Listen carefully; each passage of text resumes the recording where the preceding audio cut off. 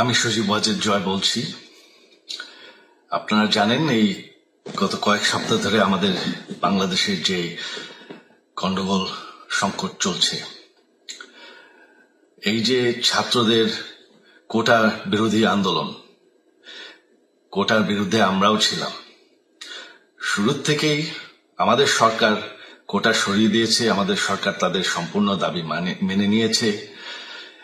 এটা আদালতের একটা রায় ছিল, এটা আমাদের সরকারের করা ছিল না। তাও আমরা অ্যাপিল করে দ্রুত এই কোটা তুলে দেই। তাতেও আন্দোলনকারীরা সন্তুষ্ট না।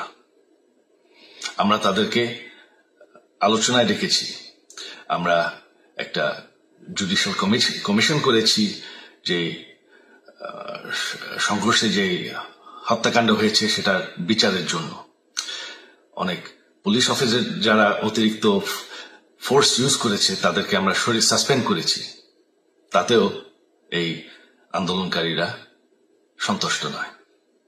আমরা যতই ছাড় দেন, প্রধানমন্ত্রী নিজেই তাদেরকে ডেকেছেন যে আসেন আমরা আলোচনায় বসি, তাতেও তারা সন্তুষ্ট না। আমরা যতই ছাড় দিতে থাকি, যতই তাদের দাবি মেনে নিতে থাকি, তারা কিছুতেই সন্তুষ্ট না, তারা খালি দাবি বাড়িয়ে যাচ্ছে। এখন দাবি হচ্ছে যে সরকারের পতন। তবে সরকারের পতন হওয়ার পর কি হবে, কি হবে এটা কেউ ভেবেছে? আমরা বাংলাদেশে গণতন্ত্র রক্ষা করে রাখতে চাই। সরকার পতন করে নতুন সরকার আসার সাংবিধানিক অনুযায়ী শুধুমাত্র একটি উপায় আছে, সেটা হচ্ছে নির্বাচন। আমাদের সুপ্রিম কোর্ট রায় দিয়েছে যে কোনো অনির্বাচিত সরকার 1 মিনিটের জন্য ক্ষমতা নিতে পারবে না। তো তাদের এই নির্বাচনের দাবিও যদি আমরা মেনে নেই, তো তারা তো এই পর্যন্ত কোনো দাবি, আমরা যত দাবিতেই রাজি হয়েছি তারা তাদের দাবি বেরিয়ে যাচ্ছে। তার মানে কি, আমরা যদি এখন এই নির্বাচন সরকার পতনের দাবিও মেনে নেই, তারা তখন দাবি করবে যে না, এই সরকারের আন্ডারে নির্বাচন, এই নির্বাচন আমরা মানব না। তখন কি হবে এটা কেউ ভেবেছে?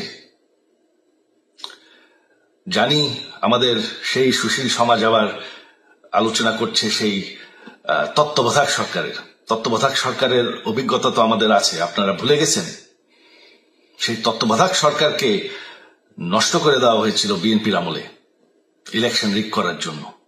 তারপর যখন আরেক তত্ত্বাবধায়ক সরকার আসলো, দেশের কি অবস্থা হয়েছিল। শেষমেশ সব থেকে বড় কথা যে আমাদের সংবিধানে স্পষ্ট বলা আছে এবং আমাদের সুপ্রিম কোর্ট রায় দিয়েছে যে অনির্বাচিত সরকার 1 মিনিটের জন্য দেশের ক্ষমতায় থাকতে পারবে না। আমরা আওয়ামী লীগ, আমরা আন্দোলন করেছি, আন্দোলন করে এই দেশকে স্বাধীন করেছি, আন্দোলন করে গণতন্ত্র ফিরে এনেছি, আন্দোলন করে আমরা দেশের উন্নয়ন করেছি। আপনারা যে বঙ্গবন্ধুর মেয়ে শেখ হাসিনার বিরুদ্ধে বলছেন, আজকে শেখ হাসিনা না থাকলে বাংলাদেশ এতদূর আসতে পারত? অসম্ভব। কেউ কল্পনা করতে পারে নাই যে বাংলাদেশ এরকম উন্নতি করবে, এরকম উন্নয়ন হবে। ঠিক আছে, শেখ হাসিনার পর আপনাদের কি হবে সেটা আমারও চিন্তার বিষয় না, আমার পরিবারের আর চিন্তার বিষয় না, আপনারা বুঝবেন। তবে এইভাবে সংঘর্ষ করে, হত্যাকাণ্ড করে ক্ষমতা দখল করা যাবে না। এটা আর আন্দোলন না। যখন পুলিশ হত্যা করা হচ্ছে, নিরীহ মানুষের উপর হত্যাকাণ্ড চলছে, মানুষের বাসায় আগুন দেওয়া হচ্ছে, জার্নালিস্টদেরকে হত্যা করা হচ্ছে, এটা হয়ে গেছে সন্ত্রাস। আর সন্ত্রাস মোকাবেলা শুধুমাত্র একটি ভাবে করা যায়। আমার অনুরোধ, আমাদের ল এনফোর্সমেন্ট, আমরা অনেক ধৈর্য দিয়েছি আর ধরেছি, তবে এখন আর এটা সহ্য করা যাবে না। ল এনফোর্সমেন্ট এজেন্সি, বিজিবি এবং কি আমাদের মিলিটারির প্রতি আমার আহ্বান যে আপনাদের দায়িত্ব হচ্ছে আমাদের দেশের মানুষকে নিরাপদ রাখা। এবং আমাদের দেশকে নিরাপদ রাখা, আমাদের দেশের সংবিধানকে নিরাপদ রাখা, সংবিধানকে রক্ষা করা। তার মানে 1 মিনিটের জন্য কোনো অনির্বাচিত সরকার আমাদের ক্ষমতায় আসতে দিবেন না। এটা হচ্ছে আপনাদের দায়িত্ব, কারণ সেইটা হলে আমরা আবার পাকিস্তানের মতন হয়ে যাব। আমাদের যেই যে 15 বছরের উন্নয়ন সব শেষ হয়ে যাবে। বাংলাদেশ এর থেকে আর কোনোদিন ফিরে আসবে না। আমিও সেটা চাই না, আপনারাও সেটা চান না।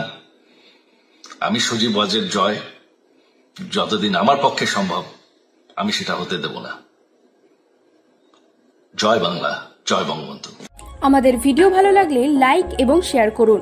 কমেন্ট সেকশনে গিয়ে জানান আপনাদের মতামত। আরো ভিডিও পেতে আমাদের চ্যানেল সাবস্ক্রাইব করুন এবং প্রতি মুহূর্তে খবরের আপডেট পেতে প্রেস করুন বেল আইকন।